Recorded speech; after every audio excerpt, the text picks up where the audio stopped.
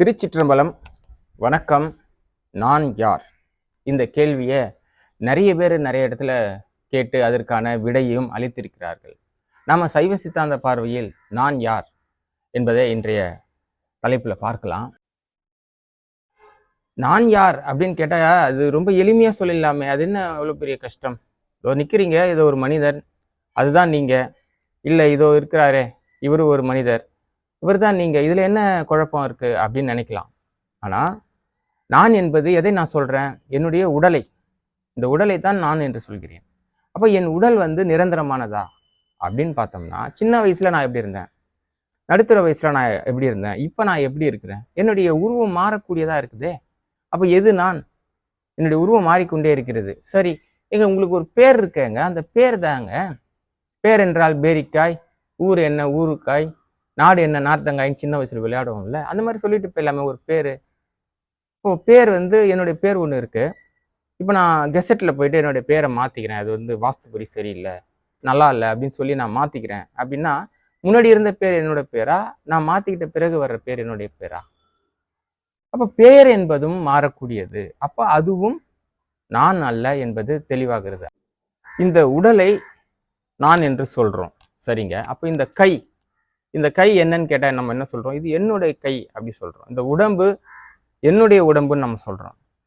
இந்த தலை என்னுடைய தலை, கிட்னி என்னுடைய கிட்னி அப்படின்னு சொல்றோம். மூளையை கூட கேட்டோம்னா, மூளை என்னன்னா இது என்னுடைய மூளை அப்படின்றோம். அப்ப எதையுமே நான் உடம்பு, நான் கை, நான் மூளை நம்ம சொல்றது இல்லை. அப்போ நான் என்பது இந்த உடம்பு அல்ல. அப்போ நம்ம தப்பா பேசுறோமா அப்படின்னு கேட்டா, தமிழ் இலக்கணம் மிக மிக ஒரு சிறப்பாக முன்னோர்களால் எடுத்து வரப்பட்டது. அதனால நம்ம என்ன சொல்றோம், அந்த இலக்கணப்படியும் சரி, அதுதான் உண்மையும் கூட. அப்போ எதுதான் நான் என்றால், இது ஒரு உடல். இந்த உடலுக்குள்ளே 5 புலன்கள் இருக்கிறது. மெய்வாய், கண்மூக்கு, செவி. இந்த 5 புலன்கள் வழியாக இந்த உலகத்தை அறியக்கூடிய அறிவுடைய பொருள் தான் நான். இந்த உடலுக்குள்ள வசிப்பிட வரும் வியாபி என்று சொல்வார்கள். இந்த உடலுக்குள்ள நான் குடியிருக்கிறேன், தற்காலிகமான குடியிருக்கிறேன். இதன் உள்ளே இருந்து இந்த உலகத்தை நான் அறிகிறேன் என்பதுதான் உண்மை. அந்த பொருளுக்கு அறிவு அல்லது உயிர் அல்லது ஆன்மா என்று பெயர். சைவ சித்தாந்தம் உயிருக்கு இலக்கணம் சொல்லுகின்றது. உயிர் என்றால் என்ன என்றால், அறிவு, இச்சை, செயல், இந்த 3ம் இருந்தால்தான் அது உயிர். ஒரு உயிர் என்றால் அதுக்கு அறிவு இருக்கணும், அதுக்கென்று தனிப்பட்ட விருப்பு வெறுப்பு இருக்கணும், அது ஒரு செயல்பாடு செய்யணும். இது 3ம் இருந்தால்தான் ஒரு உயிர் என்று சைவ சித்தாந்தம் சொல்லுகிறது. இப்போ அறிவு என்றால் என்ன அப்படின்னு பார்த்தோம்னா, அறியும் திறன் தாங்க அறிவு. இப்போ நான் ஏதோ பேசுறேன், நீங்க கேட்குறீங்க, உங்களுக்கு ஏதோ ஒன்று புரிய வருது. நீங்க ஏதோ சொல்றீங்க, நானும் கேட்குறேன், எனக்கு ஒரு விஷயம் புரியுது இல்லையா? ஆனா இந்த மடிக்கணினியோ இல்லை கேமராவோ நம்ம என்ன சொல்றோம், என்ன பேசுறோம் என்பதை புரிஞ்சுக்குமா? ஆனா அது ஏதோ ஒரு வேலை செய்யுது. ஆனா நாம சொல்லும் செய்தியை அது உள்வாங்கி கொள்ளுமா, அதை ஏதாவது புரிந்து கொள்ளுமா என்றால் அது இல்லை. ஏன்? அது ஜடப்பொருள். ஆனால் ஒரு மனிதன், ஒரு உயிர் ஒரு செய்தியை அறிந்து கொள்கிறான். இதுவே அறிவு. இந்த அறிவானது, அறிவை வைத்துத்தான் ஒரு உயிர் என்பதை நாம முடிவு பண்றோம். அறிவோட முழுமையான ஒரு விளக்கம்னு பார்த்தீங்கன்னா, அன்பு அல்லது இன்பம், இது 3ம் ஒன்று தான். தனித்தனி பேரா சொல்றான். ஒருத்தர் இன்பமா இருக்கிறாருன்னா அவர் அறிவா இருக்கிறாரு, அவர் அன்போட இருக்கிறாருன்னு அர்த்தம். அன்பு இருந்தாதான் அது அறிவு. அறிவு, அன்பு இரண்டும் ஒன்று. அறிவு, இச்சை, செயல்ல இப்ப இச்சையை பார்ப்போம். இச்சைனா என்ன அப்படின்னா விருப்பம். எனக்கென்று ஒரு தனிப்பட்ட விருப்பம் இருக்குது, உங்களுக்கு ஒரு விருப்பம் இருக்குது. இப்படி ஒவ்வொரு உயிருக்கும் தனிப்பட்ட விருப்பம் இருக்கிறது. அப்படி இருந்தாதான் அது வேற வேற உயிர். ஒரே மாதிரி எந்த உயிரினமும் உயிர்க்காது. தொல்காப்பியம் இது தெளிவா சொல்லுது. உயிர் என்ன, அது என்ன இலக்கணம் சொல்லுதுன்னா, ஒன்றே வேறே. ஒன்றே வேறே தான். ஒன்றும் தனித்தனியான உயிர்கள். ஏன் இதை நம்ம அழுத்தம் திருத்தமா சொல்றோம்னா, வேதாந்திகள் என்கிற கேவலாத்வைதம் பேசுகின்ற ஆதிசங்கரர் முன்னெடுத்த கொள்கை தான் இன்னைக்கு இந்தியா முழுக்க ஆன்மீக என்ற பெயரில் இருக்குது. அதை தான் நிறைய பேர் படிச்சுட்டு வரோம். ஆனா அதுல என்ன சொல்றாங்கன்னா, எல்லாம் ஒன்று அப்படின்னு சொல்றாங்க. ஒன்று, எல்லாம் ஒன்றுனா அவர் செய்யக்கூடிய செயல்கள் எனக்கே முரணா இருக்குது. அவர் என்ன சிந்திக்கிறாருன்னு இன்னொரு நபர் சிந்தனை எனக்கு தெரியல. நான் என்ன சிந்திக்கிறேன்னு அவருக்கு தெரியலல்ல.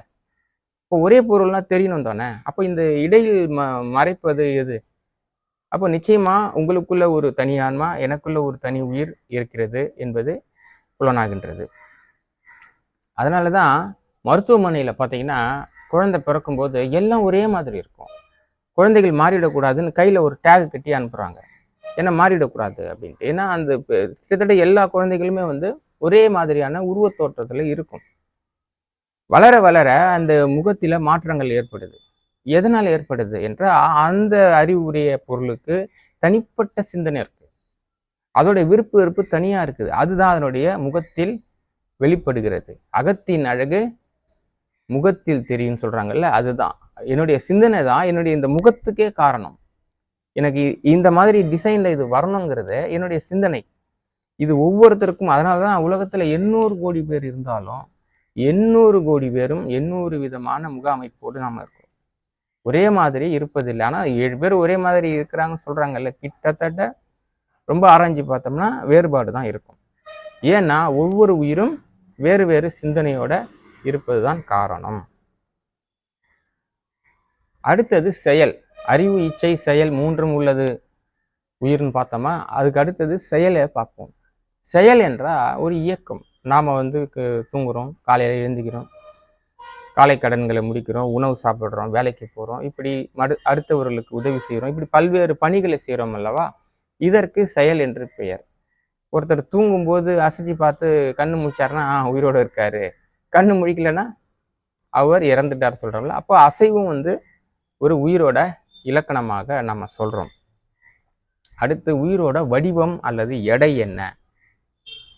உயிருக்கு வடிவம் உண்டா அப்படின்னு பார்த்தோம்னா, உயிருக்கு எந்த வடிவமும் கிடையாது, அதுக்கு எடையும் கிடையாது. அது இருப்பதற்கு ஒரு இடமும் தேவையில்லை அப்படின்னு சொன்னால் நம்மால் நம்ப முடியுதா? அதுதான் உண்மை. ஏன்னா ஒரு இடத்தில் ஒரு உயிர் இருக்க வேண்டும் அப்படிங்கிறது இப்போதைய நிலை. ஆனால் உண்மையிலே உயிருக்கான உண்மை இயல்புன்னு பார்த்தீங்கன்னா, அதுக்கு ஒரு இடம் தேவையில்லை. அது ஒரு சர்வ வியாபி, எங்கும் நிறைந்திருக்கக்கூடியது. கடவுளையும் அப்படித்தானே சொல்றாங்க, எல்லா இடத்திலும் நிறைந்திருக்கிறார் அப்படின்னு. ஆம், கடவுளும் சர்வ வியாபி தான், எல்லா இடத்திலும் அவரும் இருக்கக்கூடியவர் தான். உயிராகிய நாமளும் அதே போல கடவுளுக்கு நிகரானவர்கள் அந்த ஒரு விஷயத்தில். அதாவது நம்முடைய எல்லையானது எல்லையே கிடையாது. அதே போல நமக்கு அழிவும் கிடையாது. உயிருக்கும் இறைவனுக்கும் அழிவும் கிடையாது. என்றென்றும் உள்ள பொருட்கள் தான் இவை. அதனால உயிருக்கு வந்து ஒரு எடை இருக்குதுன்னோ, அதுக்கு ஒரு வடிவம் இருக்குதுன்னோ நம்மளால ஏற்றுக்க முடியல. ஆனால் அதுதான் உண்மை. இப்போ இறந்த உடலை விட்டு ஏதோ ஒன்று வெளியே போகுதுல்ல, அதுக்கு வந்து ஒரு இடம் அல்லது அதுக்கு ஒரு வடிவம் தேவையே இல்லை என்பதுதான் சைவ சித்தாந்தம் மிக தெளிவாக சொல்லுகிறது. ஆனால் திருமந்திரத்தில் உயிரோட அளவு வந்து ஏதோ ஒரு முடியை 100 கூறாக பிரித்து அதனுடைய ஒரு அளவாக உயிர் இருக்கிறது அப்படின்லாம் சொல்கிறாங்க. அது ஆனால் அது ஆராய்ச்சிக்குரியது. அது அந்த அளவுக்கு அப்படிலாம் இல்லைன்னு தான் சைவ சித்தாந்தம் சொல்லுது. உயிருக்கு வந்து அளவோ வடிவமோ எதுவுமே இல்லை, அது தேவையும் இல்லை. அடுத்தது உயிர்கள் மொத்தம் எத்தனை இருக்குது? ஒரு காலத்துல 30 கோடி இந்தியாவில் இருந்தோம், இன்னைக்கு 130 கோடி பேர் இருக்கோம். உலக மக்கள் தொகை 500 கோடி இருந்தது, இன்னைக்கு 800 கோடி தாண்டி போயிட்டே இருக்குதுன்னா இந்த உயிர்கள்லாம் எங்க இருந்து வருது? அப்போ எவ்வளவு உயிர் தான் இருக்குது அப்படின்னு பார்க்கும்போது 6 அறிவுல உயிர்கள் இருக்குதுன்னு தொல்காப்பியம் சொல்லுது. அதாவது செடி, கொடி, பூச்சி, விலங்குகள், மனிதர்கள் இவை எல்லாமே உயிரினம் தான். நாம ஏற்கனவே போன பிறவில செடி கொடியாகவோ அல்லது விலங்குகளாகவோ இருந்து தான் இந்த மனிதன் என்கிற நிலைக்கு ப்ரொமோஷன் வாங்கி வந்திருக்கிறோம். அதுதான் உண்மை. அதனால எல்லா உயிரினங்களுமே எல்லா உடம்பிலும் உயிரினங்கள் இருக்குது. அப்படி எத்தனை உயிரினங்கள், எத்தனை உயிர்கள் தான் இருக்குது அப்படின்னு நம்ம கேட்டோம்னா அது எண்ணிலி. எண்ணிலினா கணக்கில் அடங்காது. இப்போ இயல் எண்களின் கணம் எண்ணிலின்னு நம்ம படிச்சிருப்போம். எத்தனை எண்கள் இருக்குன்னு தெரியுமா? 1, 2, 3ன்னு அது போயிட்டே இருக்கும். அதுக்கு முடிவு கிடையாது இல்லையா? அதே போலதான் உயிர்களுக்கும் முடிவு கிடையாது. அது எத்தனை இருக்கிறது என்று கடவுளுக்குத்தான் தெரியும். அது எண்ணிலி, இன்ஃபினிட்டி. அதுதான் உயிரோட செய்தி. அதுக்கு அடுத்தது சவுதி அரேபியா நாட்டில் சமீபத்தில் ஒரு ரோபாட்டை வந்து படைச்சி அதை உருவாக்கி அதுக்கு பாஸ்போர்ட் விசாலாம் கொடுத்துருக்குறாங்களாம். அவங்களுக்கு இந்த உயிர்னா என்னன்னு தெரியாததுனால தான் அதை போல கொடுத்துருப்பாங்கன்னு நம்ம நினைக்கிறேன். ஒரு சமயம் தெரிஞ்சிருக்கலாம், ஒரு வியாபாரத்துக்காக அவங்க அதை செய்கிறாங்க. அந்த ரோபாட் எல்லா வேலையும் செய்யும். இப்போ ரோபாட்டுக்கும் மனிதனுக்கு என்ன வித்தியாசம்னா, நம்மளை விட அது சிறப்பான சில வேலைகள் செய்யும். ஆனால் அதற்கென்று தனிப்பட்ட விருப்பு வெறுப்பு கிடையாது.